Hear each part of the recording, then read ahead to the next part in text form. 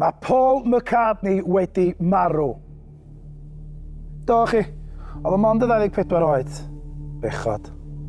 Yn 1967, daeth adroddiadau i'r fei fod Aston Martin Paul McCartney wedi bod mewn damwain yn y flwyddyn ddwytha.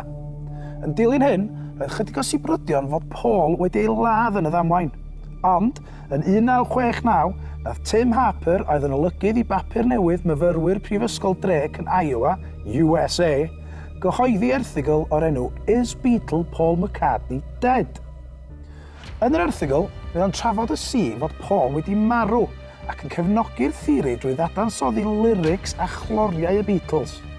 Ar ôl hyn, naeth pawb sylweddoli i fod o'n amlwg yn hollol wir. Y prawf mwyaf oedd y gân arbrofol Revolution 9. Os newch chi wrando ar y gân am y nôl, mae llais cynhyrchydd y Beatles, George Martin, yn deud y geiriau number 9, drosodd a throsodd. Ac am y nôl, mae o'n swnio fel Turn me on, dead man.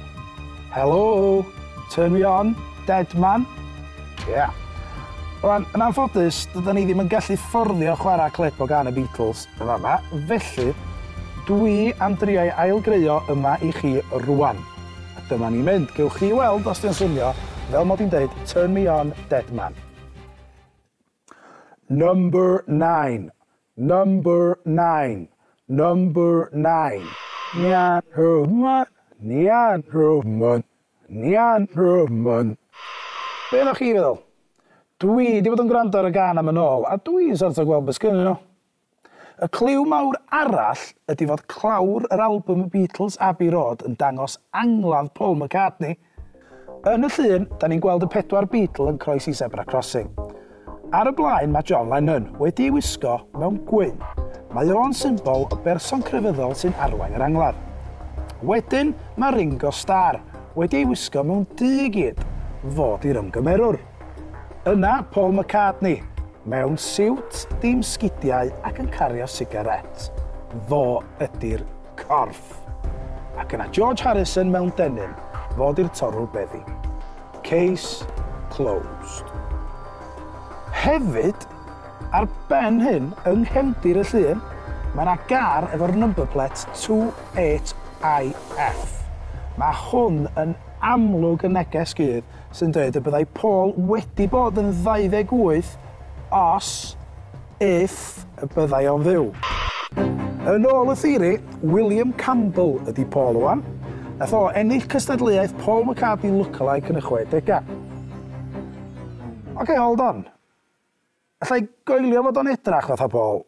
Ond be di'r chances fod o'n gallu canu fel Paul, chwarae fel Paul, a sgwennu caneuon fel Paul? Achos cofiwch, nath Paul ymwneud i waith gorau tan yn y 70au, efo Wings. A be am y crash? Yn 1966 neu 67, da ni'n hyd yn oed yn gwybod pryd oedd y car crash dath i laddo.